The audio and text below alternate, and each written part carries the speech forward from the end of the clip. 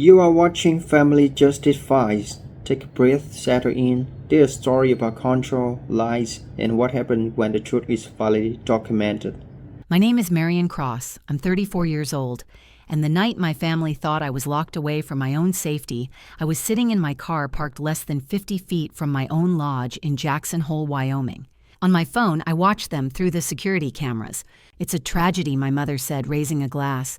Marion is too unstable to appreciate a place like this. We're just protecting it. They were inside my house, drinking my wine, talking about me like I wasn't alive. They believed I was in a psychiatric ward. They were wrong, because in that moment, I was holding the one thing they never expected me to have control. I wasn't always locked out of that lodge. I was locked out of my own family long before the lights ever went out. Last Christmas, I heard my mother say my name like a diagnosis. Hannah is fragile, she told my aunt in the kitchen. You know how she gets. If we let her control an asset like this, she'd sell it for drugs in a week. I stood in the mudroom snow, melting off my boots, my hand frozen on the doorknob. Drugs. I've never touched a drug in my life. I hold federal clearance for my job. I audit insurance fraud for a living. My background is cleaner than theirs ever was. But the truth didn't matter. They needed a story. That story let them keep the deed in their name. It let them sleep in my lake house and call it protection. It let them turn me into a ghost they could speak about instead of two. For years, I let it happen.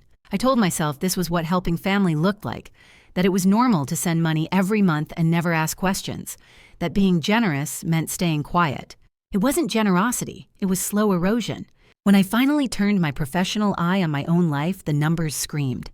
$45,000 in credit card debt opened in my name, forged signatures so lazy they were insulting. That was my father, Josiah. He needed bridge money for businesses that never existed. Then the trust withdrawals. $12,000 every single month pulled from the account my grandmother left me. My mother, Catherine, labeled them management fees. She managed my money straight into her closet. Still, I didn't break. The moment that should have ended, everything didn't. 2 years ago, I hydroplaned driving home from a double shift. The car flipped. I woke up in the ER with a concussion and a shattered collarbone. The pain was sharp white blinding, but the billing nurse hurt worse. I'm sorry, Hannah, she said. Your insurance was canceled last month for non-payment. I had sent the premium every month on time. Weeks later, I found the trail. They diverted the insurance money to a dealership deposit. Ashley wanted a new Range Rover. My safety was the down payment. And still that wasn't when I broke. I broke 10 minutes later. My phone buzzed on the hospital tray. Not are you alive, not we're coming. Just a text from Josiah. What's the code for the wall safe again? Battery died. That was the moment clarity arrived. I wasn't their daughter, I was a resource. And resources exist to be extracted until there's nothing left. That's when I stopped being confused and started being precise. I didn't confront them after the hospital. I didn't call. I didn't accuse. I didn't ask for explanations I already knew were lies. I documented. That's what I do for a living. And once I accepted that my family was no different from any other long-running fraud case, the path forward became obvious. I stopped sending money without purpose. Instead, I tracked where it went. Every transfer, every withdrawal, every charge that didn't belong to me. Late nights turned into quiet audits at my kitchen table. Laptop open, coffee going cold, snow piling up outside the window. I built timelines the same way I do at work, slowly, carefully letting patterns surface on their own. And they did. Josiah's business expenses always hit on Fridays. Catherine's management fees cleared right after luxury store purchases. Ashley's rent claims overlapped with influencer payouts she never reported. None of it was accidental. None of it was subtle. They were confident because they believed I was unstable. That belief made them careless. I requested copies of everything: bank statements, trust documents, insurance records, using my legal access as the account holder. No alerts, no noise. Just downloads into a folder labeled neutrally like any other case file. At work, we call this phase baseline establishment. You don't rush. You let people show you exactly who they are. While they toasted with my wine and slept in my house, I learned its systems better than anyone. I had overseen the smart home installation myself. Cameras, locks, network segmentation, fail-safes they never bothered to understand because they assumed ownership meant control. It doesn't. Control lives with the admin keys. I set up a shadow network weeks in advance, tested it at odd hours, logged access changes, simulated outages, not to trap them, to be ready, because preparation isn't revenge. It's self-defense done early. At the same time, I did something harder. I pulled my own records. Therapy notes, medical history, employment reviews, clearance renewals. I knew what Catherine would say if this ever came to light. She's unstable. She's fragile. She has episodes. So I removed oxygen from the lie. Clean evaluations, consistent performance, no substance use, no impairment. Truth documented is quiet, but it holds. I drafted a single message and saved it without sending. Do not enter my property again. Access is revoked. It sat in my outbox for 7 days. During that week, I watched them on the cameras without emotion, the way investigators do when they stop personalizing behavior. Josiah pacing like the house owed him obedience. Ashley filming content that framed my home as her brand backdrop. Catherine narrating concern to friends like it was a public service. They believed they were untouchable. That's common in long-term exploitation. When people get away with something long enough, they stop imagining consequences. The night I chose wasn't dramatic, no argument, no trigger. Just a calm certainty that the window had closed. I sent the message. Then I waited. 3 hours later, they were still inside. That mattered. Because consent to stay isn't permanent, and silence isn't permission. I parked my car down the road, engine off breath, fogging the windshield. The aspen wind cut through my coat, but the dashboard glowed warm and steady. The live feeds loaded cleanly. No buffering, no delay. I wasn't hiding. I was observing. When Catherine raised her glass and said, "At least we're here to protect it," something settled fully into place. Not anger, resolve. They weren't confused. They were entitled. And entitlement, when challenged, always reveals itself the same way. It escalates. I checked the time, checked the logs, checked the folder on the passenger seat one last time. Everything was in order. I didn't feel triumphant. I felt finished waiting. Whatever happened next wouldn't be emotional. It would be procedural. Because when you stop explaining yourself to people committed to misunderstanding, the only thing left to do is enforce. Quietly. Completely. I didn't announce what I was about to do. I never do. I tapped system reset once. Inside the lodge, the lights died, not a flicker, not a warning, just gone. The chandelier vanished into shadow. The live feed on my phone switched to infrared, automatically bathing the great room in flat gray. Josiah stood up so fast he knocked over his wine glass. The liquid spread across the table like ink. No one moved to clean it. They were staring at their phones. Ashley waved hers in the air, stepping toward the windows. "There's no signal," she said. "None." I slid my thumb to the next command. Network isolate.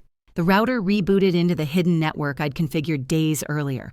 Every screen inside went dark. No internet, no recovery email. Ashley had never bothered to change the defaults. From my car, everything streamed in perfect clarity.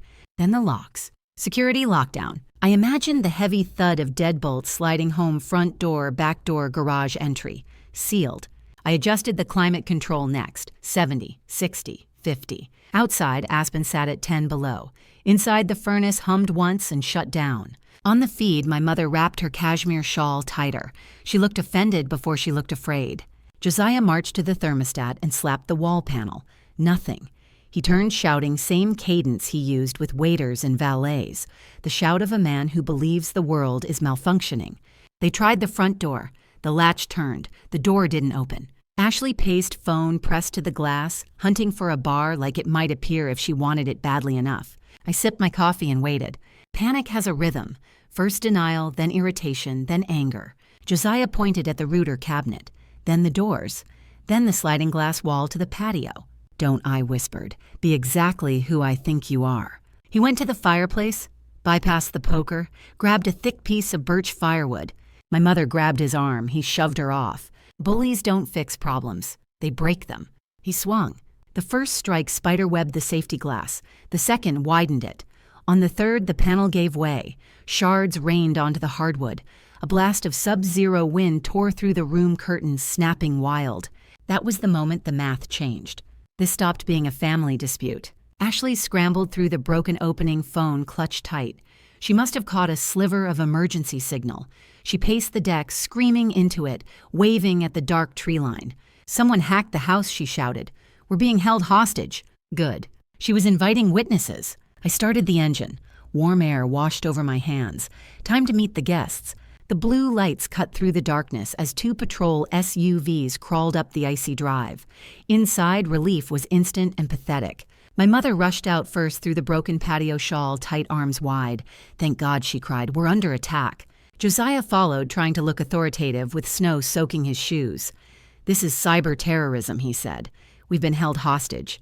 I stepped out of my car binder in hand boots crunching loud enough to turn heads. "Ma'am, stay back," the deputy called. "I'm the one who locked the doors," I said. My mother froze. Then she turned to the deputy, lowering her voice. "Officer, this is my daughter. She's unstable. She's having an episode." The deputy exhaled. "Okay, sounds like a civil dispute." "It isn't," I said, and handed him the binder. He opened it. The boredom left his face. "That's the deed," I said. "Sole owner. My name. Access revoked 3 hours ago." I pointed to the shattered patio.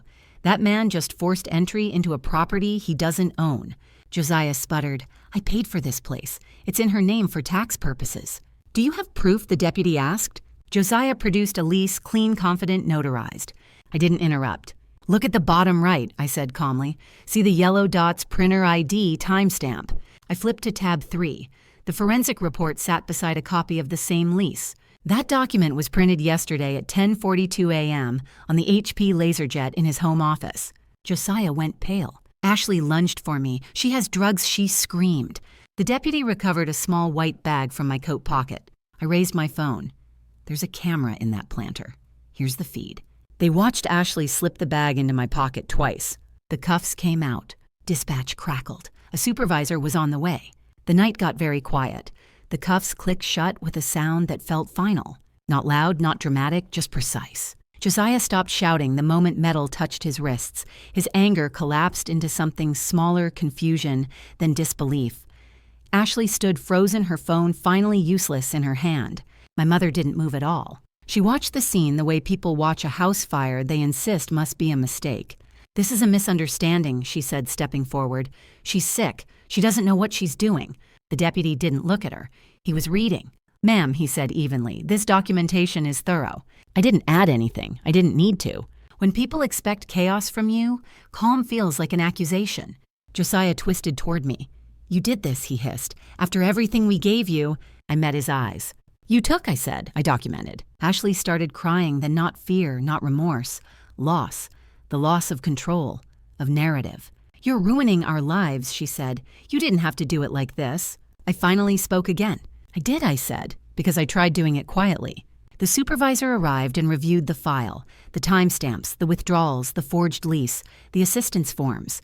No one raised their voice. That's the thing about truth. When it's prepared, it doesn't argue. My mother stepped closer, lowering her voice the way she always did when she wanted to sound reasonable. "Hannah," she said, "unlock the house. We'll talk. We'll fix this." I shook my head. "There's nothing left to talk about," I said. "You don't live here. You never did." Her face tightened. "So you're cutting us off." "No," I replied. "I'm closing access." She searched my face for the version of me that would soften. Bargain. Fold. She didn't find her. Josiah was guided toward the cruiser. He looked back, once eyes sharp with something close to hatred. "You think this makes you powerful," he said. "You'll regret it." I answered him honestly. I already regretted waiting. Ashley was led away next. She didn't look at me. She looked at the lodge, at the cameras, the glass, the life she thought belonged to her. My mother was left standing alone in the snow. The supervisor turned to her. "Ma'am, you'll need to make other arrangements tonight." She looked at me, then really looked. "You'd leave me out here?" she asked. I paused. "I didn't leave you," I said. "I stopped rescuing you." The tow truck lights appeared at the bottom of the drive. I turned back toward the house. Inside, the air was cold, quiet, clean. I boarded the broken door, reset the climate, restored power only to the rooms I chose. When I poured myself a glass of wine, my hand didn't shake. For the first time, silence felt like relief. The lodge didn't feel empty after they were gone. It felt finished. I sat at the kitchen table while the heater slowly brought the temperature back up, the low hum, steady and obedient. Outside, the aspen night settled into stillness. No sirens, no voices, just snow and dark trees holding their place. For years, I believed peace would feel dramatic when it arrived, like relief, like victory. It didn't. It felt quiet, organized, earned. I walked through the house room by room, not to check for damage, but to remind myself what was real. the deed in my name, the systems under my control, the locks that responded when I told them to. This wasn't about punishment, it never was. It was about accuracy. I used to think boundaries were cruel, something people set when they stopped caring. But standing there barefoot on cold stone, I understood the truth I'd avoided for years. Boundaries are what you build when caring without limits starts costing you your safety, your health, your future. My family didn't lose access because they were imperfect. They lost access because they refused accountability. And I didn't win because I outsmarted them. I won because I stopped explaining myself to people who benefited from misunderstanding me. The hardest part wasn't locking the doors. It was accepting that love without respect will always ask you to bleed quietly. I cleaned the broken glass the next morning, not because it was symbolic, because that's what you do when something breaks. You deal with it. You don't dramatize it. You don't pretend it didn't happen. Later, I deleted the folder labeled Family 3 Years of Evidence, not out of forgiveness, out of closure. I didn't need to carry proof anymore. The system had seen it. And more importantly, I had. People talk about justice like it has to be loud, public, humiliating. It doesn't. Sometimes justice is a lock that finally works, a bank account that stays whole, a body that heals because no one is siphoning from it anymore. I didn't fight. I documented. I enforced. And then I moved on.